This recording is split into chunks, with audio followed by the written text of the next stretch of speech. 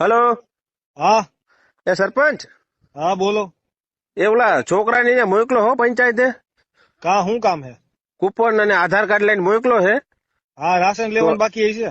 અરે ના, તો? રાશન હું આ સંક્રાંત નથી આવતી.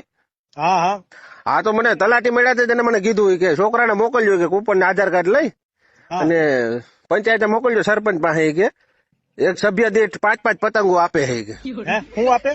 સભ્ય દીઠ 5-5 પતંગો, અમારી 4 જણાની સભ્ય છે ને. હા હા તો 20 પતંગો છોકરાને આપી દેજો. કૂપન ને આધાર કાર્ડ લઈને મોકલો છે પંચાયતે. કીધું કોણે કે આવું મળે છે અહીંયા? અરે તલાટી ભેગા થયા તો મને કીધું સરપંચ ને કીધું આપશે ઈ કે. મેં એને કીધું કૂપન માં કોઈ તમને પતંગો આપેલા?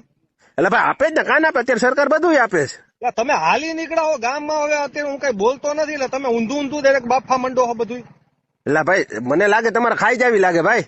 કઈ સમજ્યા? ગામમાં કોઈ દી જોયું કે કોઈ દી કોઈ કૂપન ઉપર પતંગો આપી હોય? અરે ભાઈ એ તો સરકાર છે, એ તો બધું આપે. ખાન કાંઈ